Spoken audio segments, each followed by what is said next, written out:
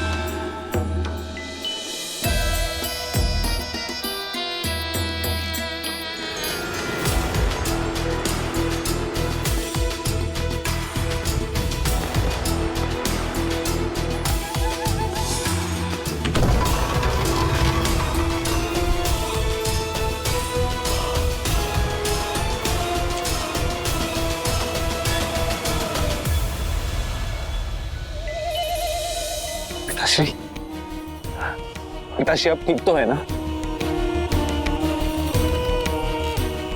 पिताश्री आपका स्वास्थ्य, कहिए ना आपको क्या हुआ है?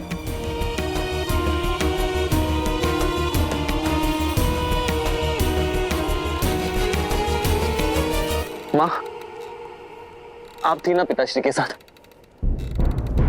तो कहिए ना क्या हुआ है इनको?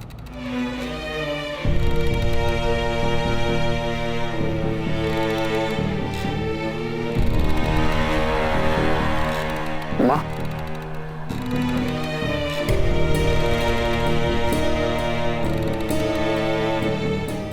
पिताश्री, पिताश्री मैं राज वैद्य को बुलाकर लेकर आता हूँ।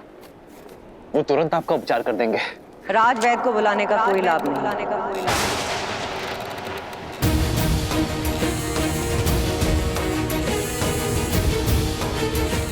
इनकी पीड़ा तन की नहीं, मन की है, मन की है, मन की है।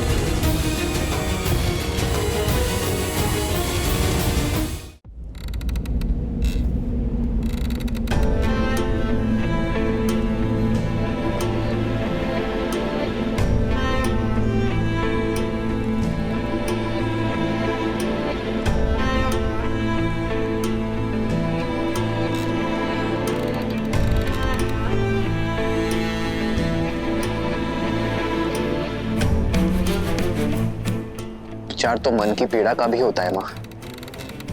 आप मुझे बताइए, कौन सी बात है जो पिताश्री के मन को व्यथित कर रही है? क्या आप दोनों के बीच कुछ मतभेद हुआ है? मैं बात करूंगा पिताश्री से माँ। आपस में बैठकर बात करेंगे तो मतभेद दूर हो जाएगा। मतभेद हल हो सकते हैं, मनभेद नहीं। और वैसे भी इस समस्या का कारण ना तुम्हारे पिताश्री हैं और ना मैं।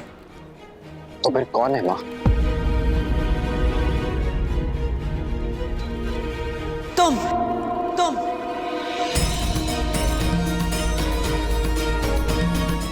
हो इस समस्या का कारण राम। तुम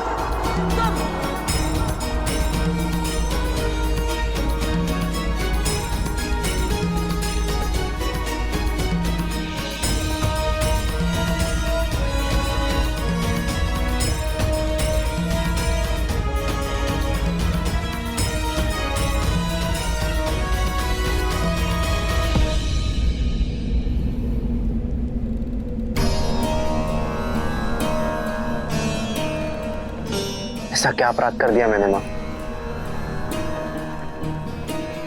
कि मैं अपने ही पिताश्री के लिए समस्या बन गया? यदि समस्या का कारण मैं हूं,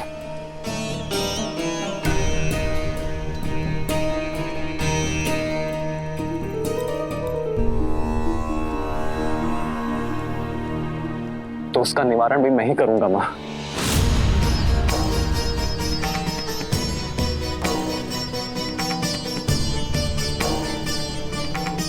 समस्या का कारण तुम अवश्य हो, किंतु निवारण तुम्हारे वश में नहीं है। आज तुम्हारे कारण तुम्हारे पिताश्री वो करने जा रहे हैं जो आज तक किसी रघुवंशी ने नहीं किया। कुल की मर्यादा को तोड़ने का अपराध।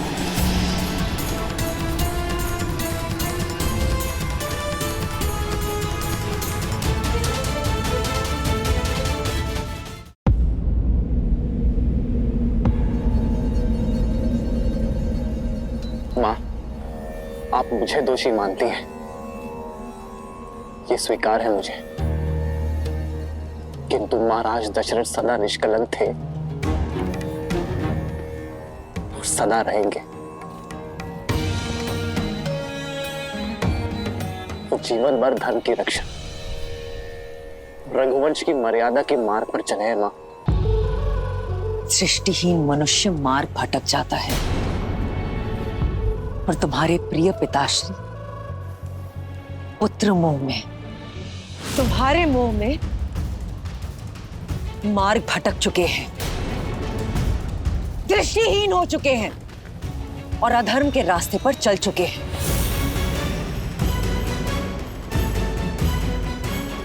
विश्वास नहीं होता? देखो उनकी ओर, देखो।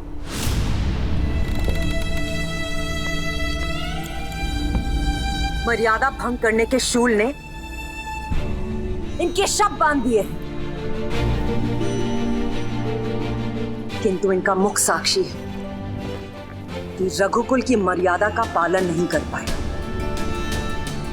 और अपने दिए गए वचन से पलट गए हैं। ये पूछो इनसे, पूछो अपने पिताश्री से,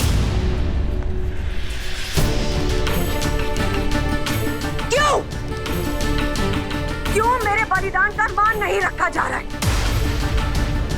सम्रासुर युद्ध के पश्चात जो 2 वरदान मुझे दिए थे, उनकी पूर्ति करने से क्यों हिचकिचा रहे हैं? पूछो अपने पिताश्री से राम, पूछो।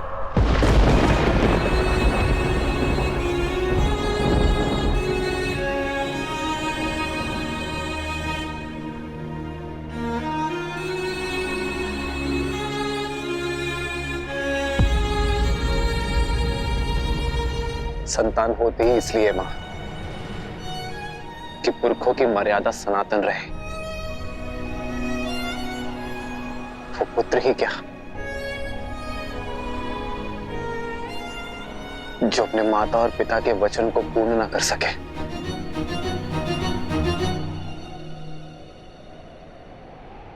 क्या वर मांगे थे आपने मां? आदेश दीजिए।